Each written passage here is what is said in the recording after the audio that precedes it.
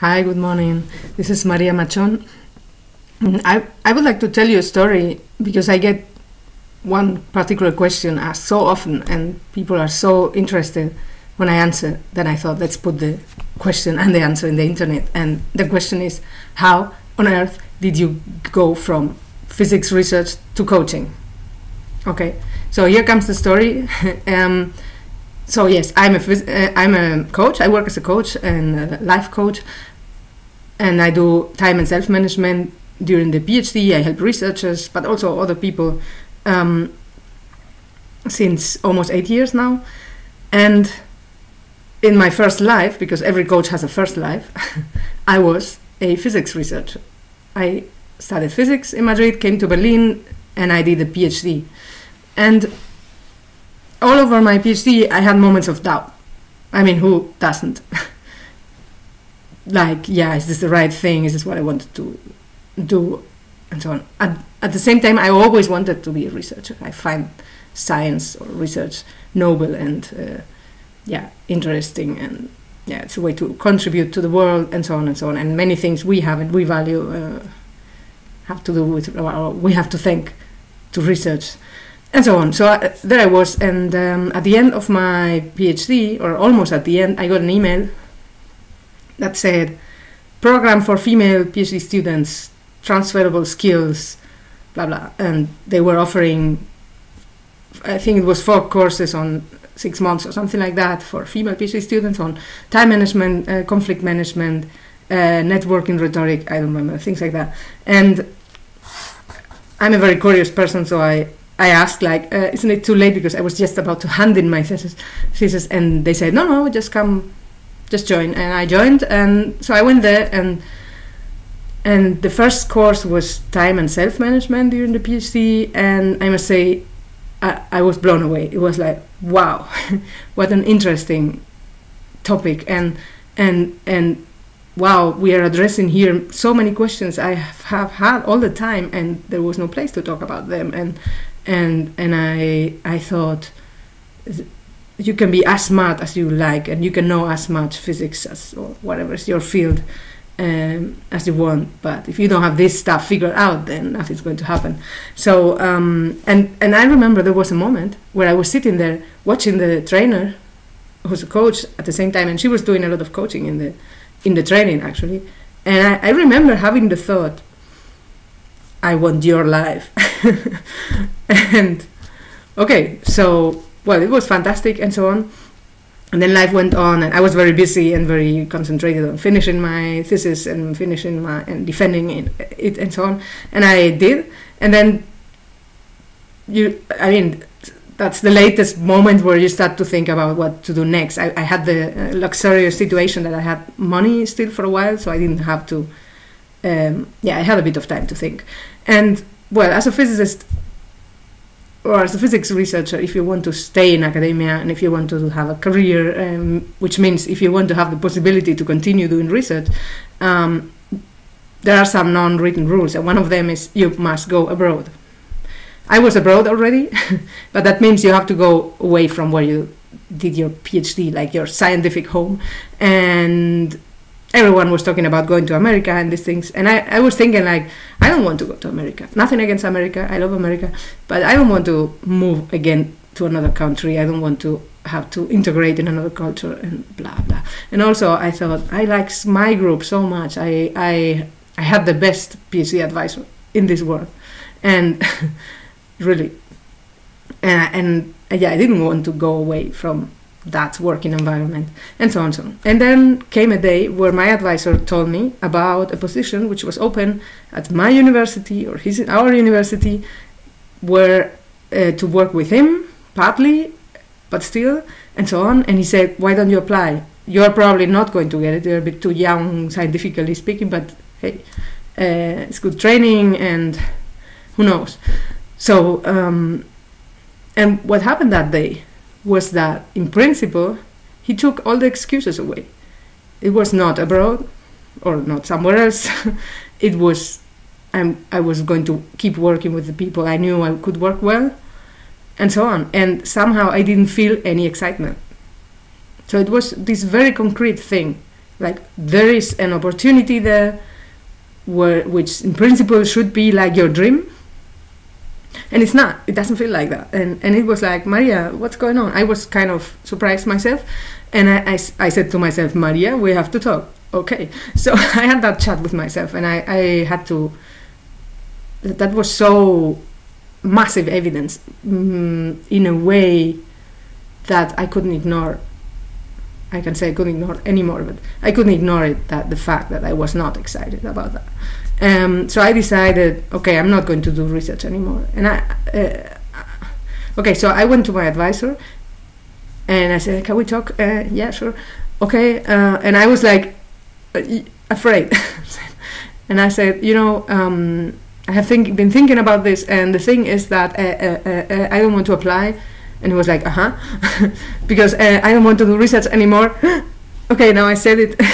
That was really the feeling. And he was cool. He said, okay, that's fine. But let's speak, because I don't want you to make that decision for the wrong reasons. So we spoke, and I was trying to convince him that I was making the right decision, and he was trying to convince me of not that I was doing the wrong decision, but that research is a good place to be, and so on. And in the end, I mean, I was saying like, no, because I don't want this and that, and he was like, no. And in the end, the only thing that convinced him was the following. I said, you know what? There are people who go to the toilet with a physics book, and I don't belong to them. And then he said, okay, then. And this was for me very interesting, because that kind of resonated with the way I made that decision. Like, it's just I don't feel it. There is nothing behind. It's like no energy behind this path. There is no heart in this path. I don't know.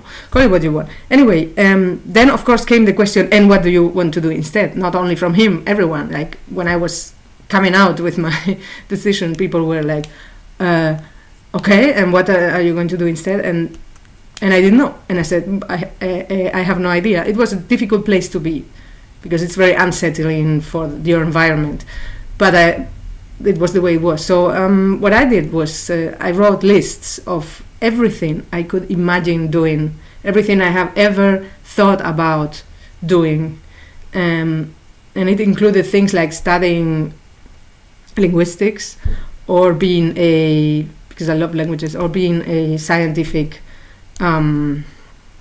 journalist, because I love communicating, and things like that. And I took a step in every direction. Like I went to the library, I got a book called something like Introduction to Linguistics, and I realized it was not the right thing for me.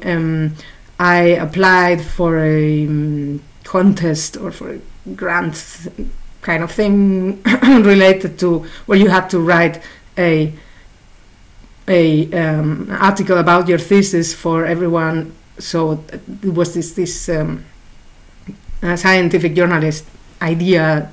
I tried it out. I thought, if I win, I do it. And history shows I didn't win, and it wasn't so much fun to do it. So okay, I thought next thing, and so on. And then, well, it turned out there came an opportunity at the university to work or to write a project for university to create an office to support PhD students. And that was like, interesting. Because I have had, during my PhD, I had two master students. Like I was unofficially the unofficial advisor, and that was so. I remember I liked that very much. This idea of accompanying them and helping them, and so on and so on. So I thought, okay, interesting. Let's do this. And I was doing that. But that was kind of very theoretical in a way. I learned a lot. It was a great thing to do, and I felt something was missing, and it was the direct contact with the people. What I had with my master students, I didn't have that. So then I had another job where I worked at an office that supports PhD students, and I thought, cool, this is a step towards the people. But still, it was too far away. So I was still not totally happy. Like well, there was this moment, and one of the things I did was hire trainers, hire people to give workshops about transferable skills for PhD students. So I remember one day thinking, I come here in the morning, I move tables around to prepare the room there, because there's going to be a course that day. Then someone comes, has the fun, and then they leave, and I come late in the day and move tables around. What's wrong in this picture? So the thing was that connected to that day where I had thought, I want to have the life of that woman. And, you know, those experiences, I think, like, I wanted what I knew what I wanted, but it was buried on with under fear, and, you know, because, I mean, I was a researcher. You don't get to be a coach. You don't do that. You know, I had this thought, you don't do that. And so that day, or those moments where I was envious about the trainers, that feeling came up again, and that reminded me of that dream, let's say, and so on. And then what happened was that I started Googling for coaching trainings and things like that, and it turned out that the very same woman who gave the first course I attended, she started offering coaching trainings. So I signed up, and so that was my way to pull that thread, like, okay, let's see where this brings me. And then I had the first weekend, and we had the first exercise where I did coaching. That was the first time where I consciously coached someone, and that was in a way similar to the day I thought, I want your life, but it was to the 10th power. I was really, really like hit by lightning, like, you know, this is like, you imagine the little angel throwing the love arrow, and it hit me like so hard. I was thinking like, okay, this is it. Oh my God, I was speechless. It's difficult to get me speechless, but I was speechless, and I was like, oh, what is this? I mean, wow, this is what I want to do. This is what I always wanted to do. Somehow that connected to so many experiences in the past where I was advising my students, where I was helping other people. It was like, I've been doing this all the time, and it has a name, and there is a whole world, and there is a job name, and there are courses, and oh my goodness. So I was, so calm down, Maria. I was very excited, and I went home. I took my then partner, and I said, you know what? I'm going to resign my job, and I'm going to be a coach, and this is what I want, and that's it. And he was like, yes, do it, and so on. And then I called my mom, and I said, Mom, so I had my first coaching day, and now I know what I want, and this is what I'm going to do, and I'm going to resign my job. And you must imagine your daughter calls you and tells you that, poor mom. And she said, are you sure? And I said, don't you trust me? And she was like, yes, of course, sure, everything you want, well, blah, blah. And so it turned out well, and so on. So, yeah, it was something very physical in a way. Okay, so people ask me sometimes, how can you get that certain about something? Where do you get that certainty from? That you know, this is what I want. And my answer is, because I tried everything else out. So actually, well, little parenthesis, a couple of years later, I did my second coaching training with Barbara Sher, who's called the mother of life coaching, and she describes what happened to me. She says, we all know what we want, but often it's hidden. We forget it because it's too dangerous, in the sense that it makes you afraid, or it requires such a leap that it's just too much. And that's what happened to me. I knew what I want. I knew, but it was too much. It was too much, and it took me. In principle, I tried every safe way to get to what I wanted. Safe in quotation marks, like everything that didn't involve that very scary part. And I was not completely happy, So, and one day it was like, okay, I must admit that I don't see another way, so I'm going to do this. Or like for me, the choice was jump or be unhappy. And what? You know what I chose, and I'm very happy with my decision. So for me, I see people who want to think about what they want, and it's good to think about what is it what you want, where do you want to go, but only to a certain level, because it's not thinking what's going to bring you there. It is feeling, and to get to, how you say, anyway, you get to those feelings through experimentation. This is an experimental science. Let's have a physicist over in the end. Anyway, so if you have a little glimpse or a little idea of what it is, what you could maybe love doing or like doing, I say try it out in the smallest version possible. My example is not very good in that sense. I was a bit, I don't know, heavy metal, like doing things in quite big steps. But you can do a little thing and see what happens, and see if you feel like, wow, this is cool, or that part is cool, or what a surprise, I thought this would be cool, but it's not.